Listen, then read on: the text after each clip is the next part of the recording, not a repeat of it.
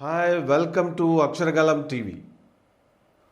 అనుమానమే పెనుభూతమైతే అది ఎంతవరకు వెళుతుంది, ఎంత విషాదాన్ని నింపుతుంది అనేదే ఈరోజు ఈ క్రైమ్ కథలో ముఖ్యమైన పాయింట్. భార్యాభర్తలు సంతోషంగా గడుపుతున్న జీవితం, ప్రేమ వివాహం, లీపు సంవత్సరంలో పెళ్లి చేసుకున్నారు. మొన్న 29వ తారీఖున రెండవ మ్యారేజ్ డే. అదే రోజున భార్యని అనుమానం అనే పెనుభూతం ముదిరిపోవడంతో భర్త కత్తితో దారుణంగా పొడిచి చంపేశాడు. ఈ సంఘటన ఎక్కడ జరిగిందంటే మసీదు సెంటర్, ఆంధ్రాలో కాకినాడ పట్టణంలో జరిగినటువంటి ఒక విషాద సంఘటన ఇది. ఇద్దరు పిల్లలు చిన్నవాళ్ళు, వాళ్ళ ప్రేమకి గుర్తుగా ఇద్దరు సంతానం కలిగారు. భర్త పేరు నూకరాజు, బంధుల నూకరాజు.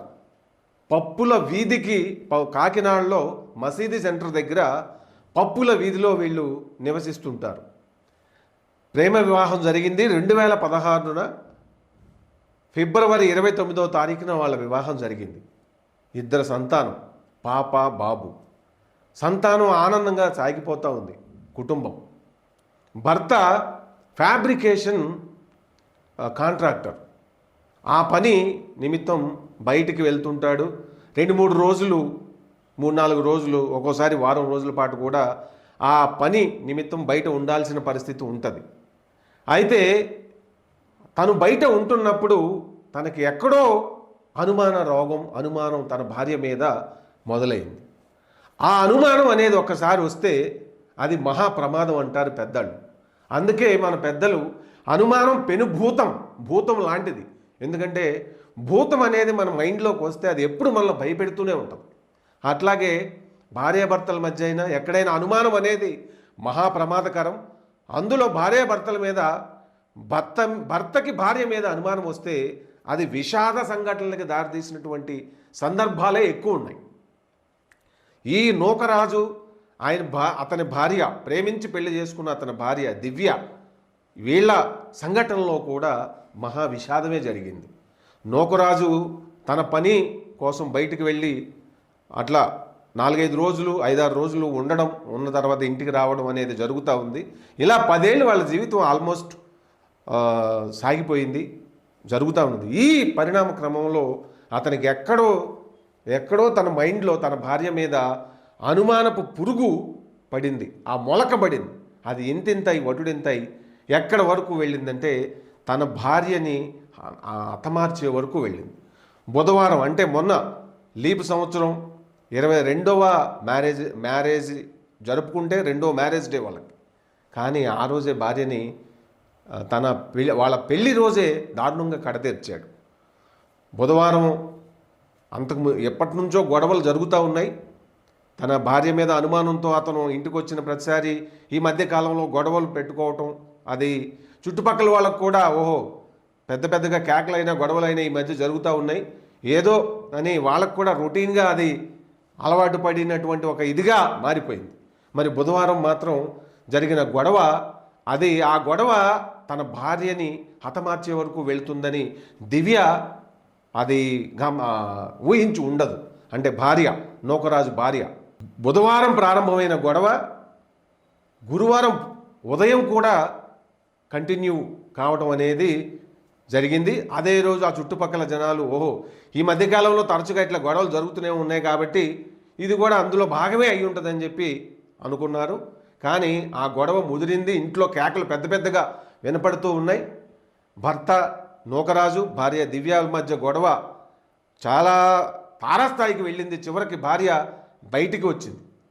ఆ గొడవల నుంచి భర్తని తప్పించుకోవడానికో మరి తాను ఆ గొడవ అంటే తను కోపానికి లోనైపోతున్నాడు, మరి దానికి ఏదో ప్రమాదం పొంచి ఉందని తను గమనించిందో ఊహించిందో బయటికైతే వచ్చింది, ఇంటి నుంచి బయటికి.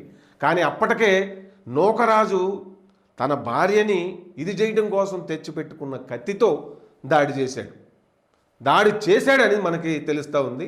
పోలీసులు ఇచ్చిన సమాచారం ప్రకారం కాకినాడ పట్టణ 1వ పట్టణ పోలీసులు తెలిపినటువంటి సమాచారం ప్రకారం ఆ కత్తితో బయట వచ్చినటువంటి భార్య మీద దాడి చేసి అతి దారుణంగా ఆమెని ఇది చేసి కత్తితో పొడిచి చంపాడు. మెడ మీద కత్తితో నరకడంతో అక్కడికక్కడే నూకరాజు భార్య, మరి ప్రేమ వివాహం చేసుకున్న భార్య తను అనుమానం పెంచుకోవడంతో అక్కడే ప్రాణాలు కోల్పోయింది. మరి ఆ పట్టపగలే జరిగింది. గురువారం రోజున రక్షించడం కోసం అడ్డుకునే ప్రయత్నంలో దివ్య తోటి కోడలు వస్తే ఆమె పైన కూడా మరి నూకరాజు కత్తితో దాడి చేయడం జరిగింది. నువ్వు అడ్డుకునే ప్రయత్నం చేస్తే నిన్ను కూడా చంపేస్తానని చెప్పి దివ్యని రక్షిద్దామని చెప్పి వచ్చినటువంటి ఆమె తోటి కోడలు కత్తి చూపించి భయపెట్టేసరికి తను కూడా ప్రాణభయంతో బయటికి తప్పుకోవడం జరిగింది. దాంతో మరి నూకరాజు భార్య మీద అనుమానం చివరికి ఆమెని కడ తేరిస్తే కానీ అతనికి మరి అప్పటి వరకు ఆ అనుమాన భూతం అతన్ని వదలలేదు. చివరికి మరి పోలీసులు వచ్చి విచారణ జరిపి కేసు దర్యాప్తు చేస్తున్నారు.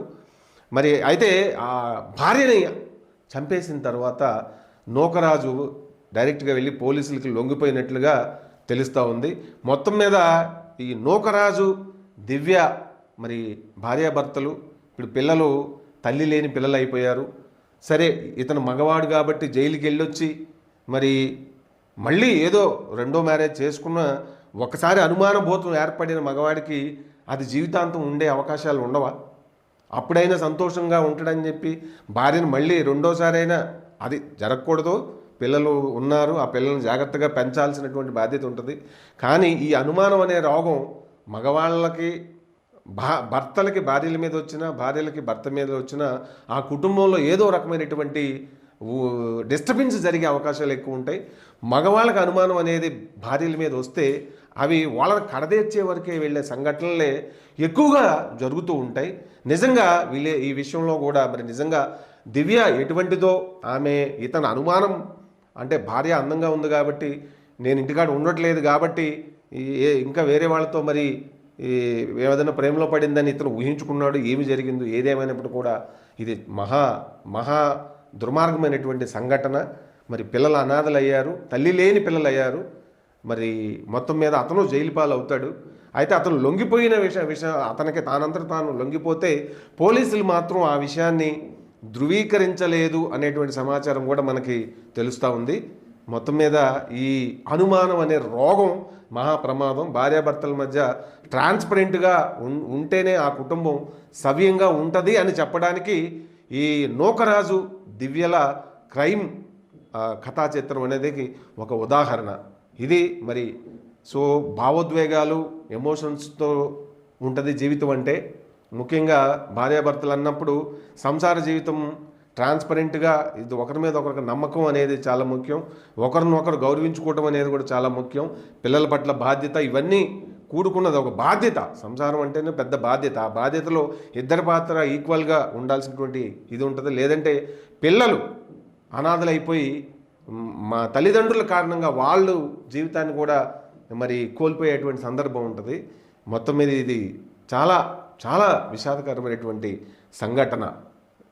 మరొక క్రైమ్ కథా చిత్రంతో మళ్ళీ కలుద్దాం. Stay tune to Aksharagalam. Signing off, yours Venkat.